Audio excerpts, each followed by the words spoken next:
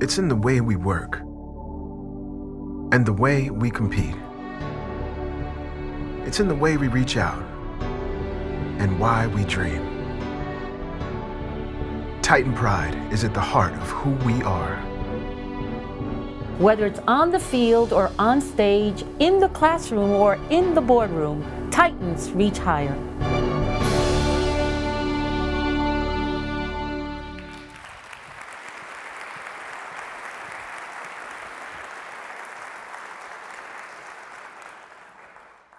Good morning. Welcome to Cal State Fullerton's 2013 Convocation. My name is Jose Luis Cruz, and for the last 8 months, I've had the distinct privilege of serving as this university's Provost and Vice President for Academic Affairs. And today, I am honored to introduce our President, Dr. Mildred García. President García knows firsthand the power of higher education as a source of opportunity and a driver of social change. She is a New Yorker with Puerto Rican roots. She studied life in the projects in Brooklyn and pursued her dreams through education. She first earned an associate's degree in legal secretarial sciences in business from New York City Community College, and then went on to earn a bachelor's degree in business education from Baruch College, City University of New York, a master's degree in business education and higher education from NYU, and a Master of Arts in Higher Education Administration and a Doctor of Education degree from Teachers College, Columbia University. The lessons she learned in life and school led her to pursue a career in academia, where she has excelled as a teacher, as a scholar, as an academic leader, and helped extend opportunity to thousands of young and not so young Americans. As a teacher, President García has taught at community colleges, comprehensive institutions, and research universities. Currently, she is a professor of education at Cal State Fullerton, and previously was a professor of graduate education at Cal State Dominguez Hills, and a professor in the Department of Social and Behavioral Sciences at Arizona State University. She has also taught at LaGuardia Community College, Montclair State University, Pennsylvania State University, and Teachers College, Columbia University. As a scholar, President García's research and publications on the impact of equity in higher education policy and practice are well known. She has served on editorial boards for a variety of scholarly publications and been an active participant or consultant in the policy work of the National Science Foundation, the American Educational Research Association, the Middle States Commission on Higher Education, and other higher education organizations. As an academic leader, President García became the 5th CSU board-appointed president of Cal State Fullerton in July or June of 2012. Previously, she served as president of Cal State Dominguez Hills beginning in 2007, where she was the 11th female president and first Latina president in the California State University system. Prior to joining the CSU, she was president of Berkeley College in New York and New Jersey from 2001 to 2007, and earlier held positions at Arizona State University, Montclair State University, and the Hostos and LaGuardia Community Colleges of the City University of New York. Now, I did not personally know President García before I joined Cal State Fullerton, but I did know about her scholarly and advocacy work. She is a national figure with a strong commitment to multicultural alliances. She believes that these alliances, these coalitions, strengthen students' self-development, educational opportunities, institutions, and communities. Her past work and strong voice make her a much sought-after speaker and board member. Indeed, she currently serves on many national boards and task forces, including President Obama's Commission on Educational Excellence for Hispanics, U.S. Secretary of Education Arne Duncan's U.S. Committee on Measures of Student Success, and the Association of American Colleges and Universities, for which she serves as chair of the board. And now that I do know her personally, I must say that President García is a force of nature. Those that have followed her work during her first year at Cal State Fullerton must surely agree. Her commitment to student success and higher education's role as an engine of opportunity is unparalleled. And I am convinced that her understanding of how an institution advances its mission through the concerted efforts of all its constituents, faculty, staff, students, parents, schools, policymakers, and friends from our local and global communities will serve our university well for years to come. Her convocation remarks here today will review the year that was, frame the year that will be, and set the course for our success. Please join me in welcoming to this podium Cal State Fullerton's President, Dr. Mildred García.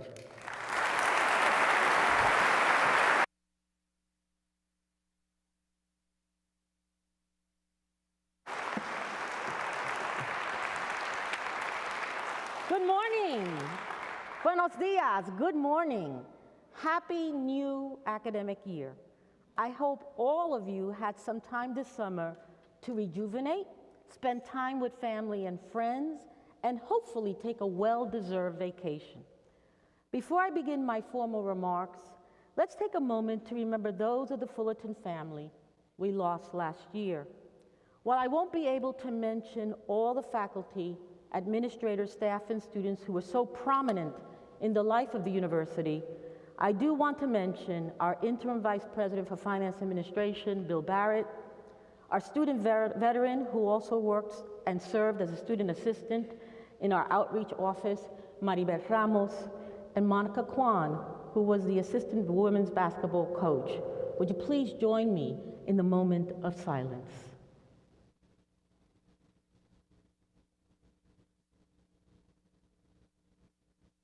Thank you. As we start this new academic year, I would like to welcome our guests who have joined us for our opening of this new 2013-14 year. From our Philanthropic Foundation Board, Chair-elect Julie Miller-Phipps, and from the Alumni Board, President Teresa Harvey, joined by many proud alumni. Please, thank you for joining us.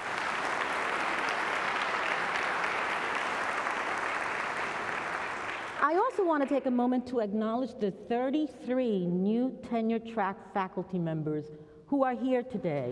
Please stand so we can welcome you to the Cal State Fullerton community. Will you 33 faculty members please stand?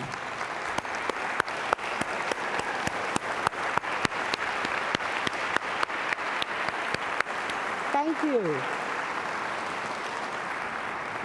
You will note that they have special name tags. Please take a moment to introduce yourselves to our new faculty after the convocation at our reception. I also would like to welcome our new staff members. All new staff members, please stand and let's welcome you to the Cal State community.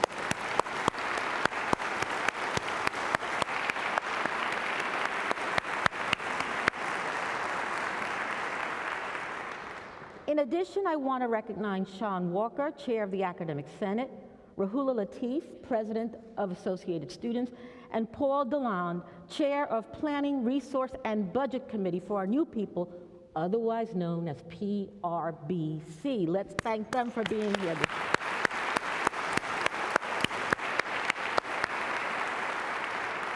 I would also like to ask the senior leadership team to stand, and that includes the 3 individuals I just mentioned, as well as the cabinet, the academic deans, our university attorney, and the chief of staff.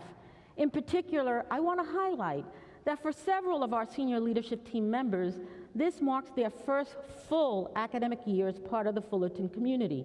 And they are our provost, Jose Luis Cruz, Greg Sachs, the vice president for university advancement, and Lori Gentles, vice president for human resources, diversity, and inclusion. I thank every single one of you for joining us this morning as we begin the 2013-14 academic year at Cal State Fullerton. This summer, I traveled with my siblings to Puerto Rico as we decided to take a pilgrimage to the place where our parents were born. My mother was born on the island of Vieques, an island northeast of the Puerto Rican mainland. She left the island at the age of 4, so we don't have family there that I know of. My father was born on the other island to the northeast, Culebra. There we do have family, and with less than 2,000 inhabitants, everybody knows the Garcia Ayala family. My uncle and many cousins are on the island, and they live a simple, happy, but extremely laid-back life. While tourists are just now discovering this little, incredibly gorgeous island, I can share with you that if you travel across the island, you will find beautiful, untouched, crystal clear blue and turquoise water, white sand beaches, warm water by the way, untouched, wonderful snorkeling. You'll see colors that are amazing, luscious fruits and vegetables, and exotic birds and flowers. As our family discussed our father, we continued to hear the stories of his childhood. My grandfather was a fisherman, but he also made good, strong moonshine from sugarcane, known as pitorro. And he sold both the fish and the moonshine to those in the Navy, the islanders, and the tourists. My grandmother contributed the salary that she earned from ironing clothes for the military. They had 14 children, and my father was the one that excelled in school. I remember how my aunt would share my father's diploma with pride, the one they considered the smart one in the family. In Culebra at that time, you could go to school from 1st to 8th grade, and then you needed to go to the main island. When my dad graduated with honors from his public schooling, it was then that the economic reality of my family became more evident. They couldn't afford to send my dad to the mainland because they didn't have enough money for him to go and continue his education. He thus worked alongside my grandfather until he raised enough money to go to the main island, by then a young adult, where he found employment and finally met my mother. As my family shares my dad's story, he never lost a drive for an education, and thus he and my mother wanted to provide for their children the opportunity to receive an education neither one of them was able to obtain. I will share with you, they were both smart people. My dad helped me with my algebra and geometry homework, and I remember him buying accounting correspondence course materials, which was education's first attempt to educate adults through distance education. So I thought about beginning our new academic year together. My father's story continues to come back, symbolizing for me what we do on a daily basis. Together, all of us, everyone that works and supports Cal State Fullerton, we're educators, providing an opportunity. As educators, we provide an opportunity to a world-class education for our students. We provide an opportunity for our faculty to excel by delivering the best educational program possible and to excel in their research and creative scholarly pursuits and engage in community service. For our staff, we provide an opportunity to work in an educational environment that gives us pride for what we do, to grow in our chosen careers, and work to the best of our ability to give back to the university community we serve. And to our supporters and our alums, we provide an opportunity to give back and help us open doors to thousands of students we serve with excellence. This morning, we kick off the start of a new academic year, and there is an excitement that comes with the start of each new school year, with the promise of opportunities for our students to achieve their academic dreams, and this year is no exception. We have many important initiatives that will begin. We will continue many that started last year, and we will complete initiatives all headed towards our goal of becoming the premier comprehensive public university in the state and nation. We have much to be proud of, and our past year together demonstrates the opportunities we provide to every student who enters our doors and all who work here.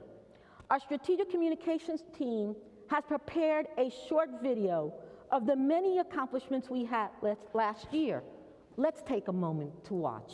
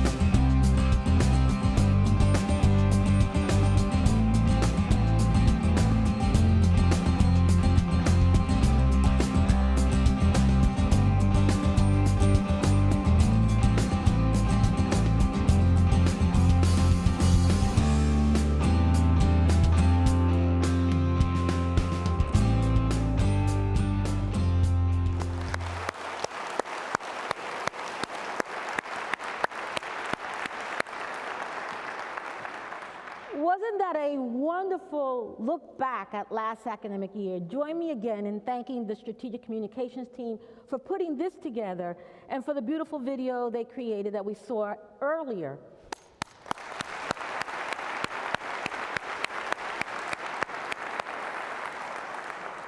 I hope that seeing those images reminds you of all the great things that happened, the many successes we have had, and the hard work that you all contributed to those efforts. Thank you again. Before we discuss where we are headed this year, I'd like to spend a little more time in reviewing what we set out to do last year and check in to see how we did. Last July, we received our letter from the WASC Commission. While the letter commended us for many initiatives and granted us a 7-year reaccreditation, they directed us to address the following items: the completion and implementation of the strategic plan, setting priorities, establishing metrics and indicators of quality, and aligning the plan with our budgetary allocations. Further, they asked us to strengthen the assessment of student learning across the university, including data gathered and analyzed for determining the effectiveness of student learning and program improvement. In addition, they asked us to address our challenges in advising, especially as it relates to improving graduation and retention rates, and asked for updates on budgets and financial plans in view of declining state funding, as well as to focus on the diversity of our faculty. We are scheduled to provide the WASC Commission an update on these areas in our interim report, which is scheduled to be submitted spring 2015. Together as a campus community, we have worked diligently, determinedly, and intentionally on these priorities.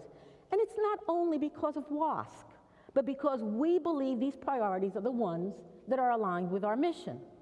Last year at my first convocation at Cal State Fullerton, I presented 3 pillars that addressed our priorities for the year that included those WASC priorities. The first one, setting our priorities, completing the strategic plan, was at the top of our agenda, and we began it very forcefully last academic year. Bob Mead and Jenny Faust led the strategic plan steering committee, with Jolene Kessner serving as facilitator. That first town hall was held on October 12th, 2012, with more than 400 faculty, staff, and students participating. During the next 6 months, the steering committee used the 25 goals already developed for the strategic plan as their foundation, created working groups, requested campus feedback throughout the process, and within 6 months, on April 12th, the strategic plan was unveiled to the campus. You should all have a copy of the strategic plan that was distributed this morning.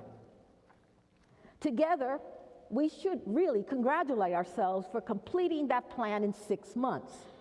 And since that time, the senior leadership team has developed implementation plans. The implementation plan, which I will share later in this address, will highlight our direction for the first year of the strategic plan, and it will be posted and updated on the strategic plan website. I am proud of the tremendous work that was done to complete the strategic plan, and it will be instrumental in guiding us for the next 5 years.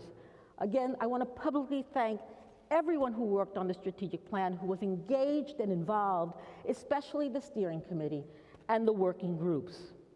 We also moved forward in ensuring that the strategic plan guides and directs our budget allocations. I am pleased that the PRBC, under the leadership of Bob Mead, reviewed a joint presentation by the vice presidents in April, and subsequently they presented their recommendations to me in May. Last year, we determined that a holistic approach to our budget is in the best interest of the entire university and our students. I want to thank both the Cabinet and the PRBC for their adherence to this new approach, and acknowledge that the recommendations presented to me from the PRBC were aligned with the strategic plan. I look forward to sharing the specifics with the PRBC at their first meeting in September. I also promise to keep you updated on budget details through regular communications, as well as on our university website.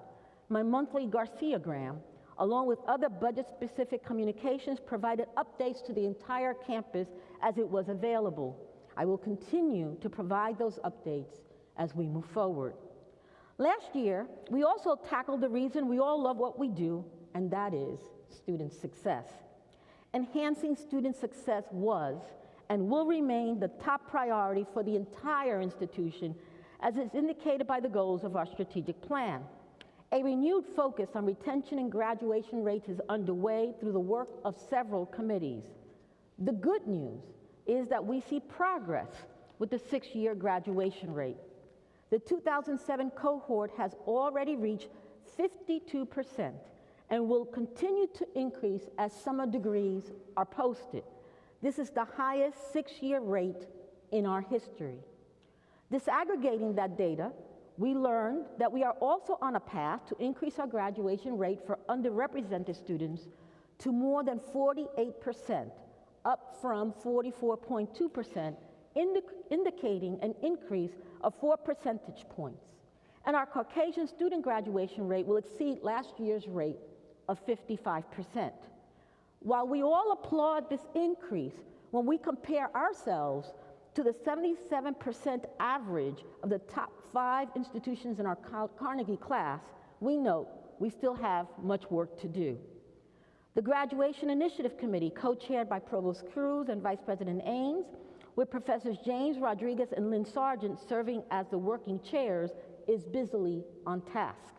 They are supported by faculty members who have started the work that will help us improve our understanding of the students we serve, as well as those we do not retain. Further, assessment of student learning is on everyone's radar screen, and we still have much work to do there as well.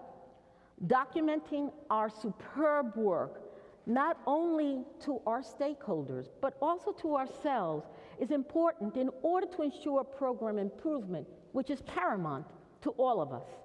I applaud the Academic Senate for their focus last year on advisement at the Academic Senate and Academic Affairs Joint Retreat, as well as the creation of the Assessment and Educational Effectiveness Committee. Finally, promoting Titan Pride, friend-raising, and fundraising was the third of the 3 pillars we focused on last year. The University Advancement Team, deans and vice presidents have kept me extremely busy, both on and off campus, introducing me to our many communities and stakeholders in order to increase the visibility of Cal State Fullerton. I have met with students, faculty, staff, alumni, elected officials at the city, county, and state level.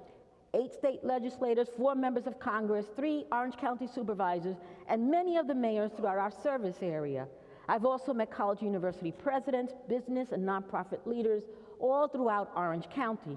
I have been overwhelmed by the warm welcome I have received and know that we are building on the important relationships that have been developed over the years, as well as creating new ones. Our partnership with the OC Register has assisted us as well, as we are featured on every Wednesday, on many Wednesdays throughout the academic year. I will share that I received so many positive comments externally regarding the work of our faculty, students, and staff. It is exhilarating to know that your good work is read about once a week by subscribers to the OC Register throughout all of Orange County. It is also exciting that through innovative thinking and planning, we are bringing back a favorite event of the campus and the community under a new model. Concert Under the Stars has been re-envisioned and will become our signature fundraising event. Mark your calendars for Saturday, September 21st. We have been quite busy, so to wrap up our look at last year, I want to note some further accomplishments from across the campus. We have been busy recruiting new individuals to our campus, and along with the new faculty and staff, we hired 4 new vice presidents, a new dean of students, Tanatsin Osiguera, and a new director of athletics, Jim Donovan. In the College of the Arts, our production of Godspell was chosen by the Kennedy Center American College Theater Festival as the best college-university production of a musical in the United States. The Princeton Review ranked my Halo College of Business and Economics as one of the best business schools in the United States for the 7th consecutive year. And U.S. News and World Report ranked the online MS Information Technology program number 5th in the nation and the 1st in California. The College of Communications is ranked number 1 in the nation in awarding journalism communication bachelor's degree to Latinos by Hispanic Outlooks in Higher Education based on 2010-11 data from the U.S. Department of Education. The College of Education and the College of Humanities and Social Sciences are collaborating on a $350,000 FIPSE grant, which was awarded and sponsored by Congressman Ed Royce, who by the way is an alum, to develop a Vietnamese curriculum leading to the bachelor's degree in Vietnamese studies, as well as teaching credential programs and bilingual teacher authorization. This is the very first Vietnamese studies program in the United States. The College of Engineering and Computer Science reached its highest enrollment during the last 25 years, thanks in part to its increased visibility among industry and the general public, as well as the superb job opportunities enjoyed by the graduates as at many Southern California icons, such as Boeing, Raytheon, Northrop Grumman, PepsiCo, and Honda Corporation. Extended education and international programs saw the number of international students increase by 15%, and students studying abroad increased 26%. Students came here from China, Vietnam, India, South Korea, Saudi Arabia, and our students also traveled to Vietnam, Italy, United Kingdom, France, Spain, Germany. Our international students are learning side by side our students, thus enhancing our diverse learning environment and preparing our students to live and work in a multicultural international world. It is very encouraging to see that study abroad interest is also increasing from Ireland, Costa Rica, Japan, and Brazil. The College of Health and Human Development is collaborating with the University of California's Irvine Chow Family Comprehensive Cancer Center on a 4-year, $1.4 million effort to fund studies that reduce cancer health disparities in California. We received approval from the Board of Trustees in July to purchase the Banting Building and to stabilize our commitment to the Irvine campus. I am pleased to share that the nearly 140,000 square foot Banting Building and 12.5 acres is now part of our university infrastructure.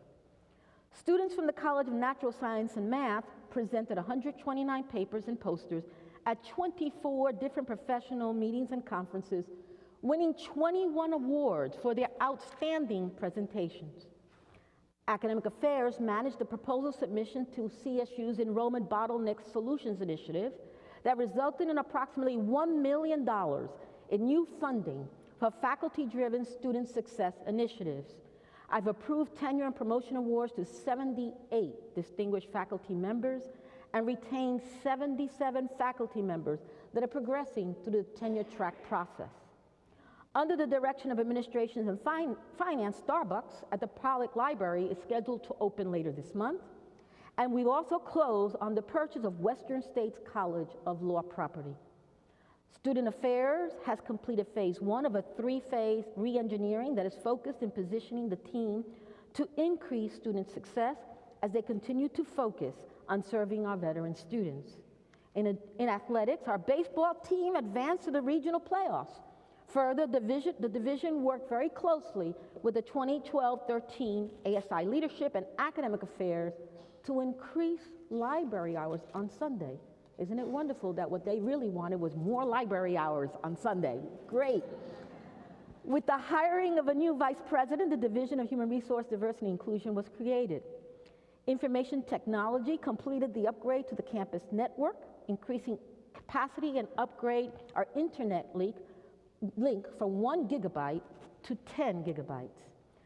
And University Advancement raised over $8.3 million in philanthropic commitments compared to just under $7.3 million in 2011-12. And our endowment grew to approximately $43 million compared to $34 million the previous year. Wow. It was quite a year. And those are just a few of the highlights from last year. Again, I am so impressed by the dedication of faculty, staff, students, alumni, our supporters. I thank you for the dedication, for the great work that you do on behalf of our students in our university. I remain in awe of all of you, and I am proud to serve as your president. And so now let's look at next year and our plans to continue to drive our strategic plan to reality. We are now ready for implementation, and that requires action. In order to be effective, we must deliver what we have planned, on time, on budget, while maintaining and improving academic quality, even in the face of unexpected events and contingencies. Based on our current enrollment data, we anticipate that by census, student headcount will be 37,700, comprised of 4,600 new freshmen, 4,600 new transfer students, and 1,650 graduate students. A diverse student population representing the changing demographics of Orange County, California, and the nation. During the summer, at the senior leadership team, at the retreat, we focused on the implementation of the strategic plan. And we came to realize very quickly that we had to pace our strategic action over the next 5 years. No, we can't do everything at once. Together, we reviewed each goal and examined our objectives and strategies. We determined that we would implement several strategies under each goal by ensuring we identify the members of the senior leadership team who would drive and focus on the coordination and implementation. Ensure the faculty and staff are appointed and engaged in the work. Determine if the university already has a committee that has this work under its purview, and hold the cabinet responsible and accountable to the president. I know that while we are all interested in the strategic plan, and we all look forward to what we will accomplish together, we haven't committed it to memory. As I mentioned earlier this morning, we distributed copies of the strategic plan. So allow me to refresh our memories. Goal 1 states that we will develop and maintain a curriculum and co-curricular environment that prepares students for participation in a global society and is responsive to workforce needs. This year, we will be developing an operational plan and administrative structure that supports an assessment process that builds on what we have done, a plan to support the institutionalization of a mandatory advisement requirement, and implement a portal to provide access to information regarding individual academic, career, and personal development plans. So that's what we're going to do this year on the Goal 1. Goal 2, we commit to improve student persistence, increase graduation rates university-wide, and narrow the achievement gap for underrepresented students. This year, we will identify retention and graduation strategies at division, colleges, departments, and program levels. We will also conduct an assessment of curricular and co-curricular high-impact practices that are currently offered and determine the high-impact practices participation rates. We all know that the more students participate in high-impact practices, the more they retain and they graduate. This will form our foundation as we seek to ensure that within 5 years, 75% of our undergraduate students will participate in at least 2 high-impact practices by graduation. Additionally, we are hosting the 5th annual Closing the Achievement Gap Summit on September 20th, with parents, students, educators, administrators, and policymakers attending. Mijares, Orange County Superintendent of Schools, will provide the keynote address. Goal 3, recruit and retain a high-quality and diverse faculty and staff. Our most valuable asset at Cal State Fullerton is our faculty and staff. It is the reason why we created a Vice President for Human Resources, Diversity, and Inclusion. One of the first tasks for Vice President Gentles will be to develop, conduct, and analyze a campus climate survey, and then to collaboratively create an action diversity plan. This is truly essential because based upon the recommendation of the chairs, the deans, and the provost, I have authorized the hiring of 133 tenure-track faculty members in the next 2 years. The good news is that we were able to grant all the requests submitted. I again want to commend the Academic Senate and Academic Affairs on the topic of the upcoming joint retreat, faculty recruitment and retention. Further, we all have recognized that because of the fiscal crisis, we have postponed much-needed facilities upgrades. Unfortunately, our deferred maintenance has climbed to $150 million. However, we know how important it is to learning and to research that we begin to reinvest.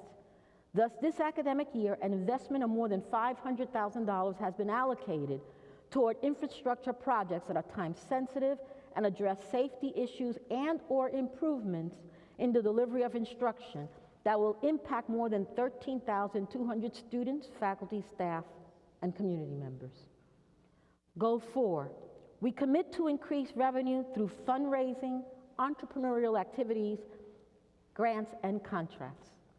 Our university advancement team this year will be increasing their fundraising revenues and creating a university-wide marketing plan. After consultation and input, we are bringing back, as I mentioned earlier, Concert Under the Stars on Saturday, September 21st, as our signature fundraising event. The school's first federal credit union has underwritten the cost of all open lawn seating, so all of you can enjoy the evening for free from the lawn. Or you can use your faculty and staff discount to purchase reserved chairs for a $10 savings.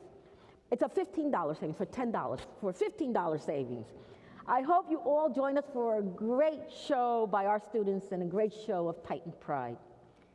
In addition to our strategic plan initiatives, we will be conducting numerous searches, which include the faculty and staff I mentioned, and including administrators such as the Vice President for Finance Administration, the Dean of Math and Natural Sciences, Dean of Humanities and Social Sciences, Dean of the College of the Arts, Associate Vice President for Academic Programs, Associate Vice President for Research, Creative Activities, and Technology Transfer, Deputy Provost, Associate Vice President for Human Resources, Diversity, and Inclusion, Associate Vice President for Labor Relations, Associate Vice President for Information Technology, and the University Librarian. I would like to pause a moment to thank those from the senior leadership team that served Cal State Fullerton so well and have decided to retire. Dean Angela de la Volpe, Richard Pollock, our University Librarian, and at the end of this academic year, Dean Joe Arnold. Please join me in thanking them for their many years of service.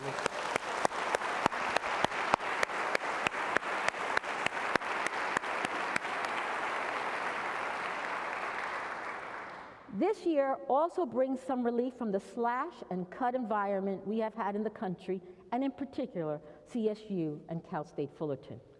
With the passage of the budget by the governor, the CSU received $125 million. For Cal State Fullerton, it represents an extra $7.4 million in our baseline budget, which will address the most critical needs of the university, including the hiring of the 133 new faculty over the next 2 years. All budget allocations will be aligned with the strategic plan goals, objectives, and priorities as addressed in the WASP report. At the end of last spring, the PRBC provided recommendations to me, and I will be discussing my decision on their recommendations at our first meeting. As a result of our fundraising efforts, we are building also a great relationship with the Los Angeles Angels. They have generously given 1,000 tickets to an upcoming Angels game for our faculty and staff. Tickets will be distributed in the lobby following convocation, so please take advantage of this great opportunity to take your family or friends to a Los Angeles Angels game for free. As I close, I am excited about what is before us this academic year. Yes, it will be another busy year, but I promise it will be exhilarating and fulfilling work. Work that we will be doing together, enhancing the university we love. Beginning to implement our strategic plan will make us stronger, because Cal State Fullerton is that institution that embraces academic excellence for all the students we serve. We know that it is not only about courses taken, but about the deep learning that occurs as a Cal State student and graduate. At Cal State Fullerton, learning is preeminent.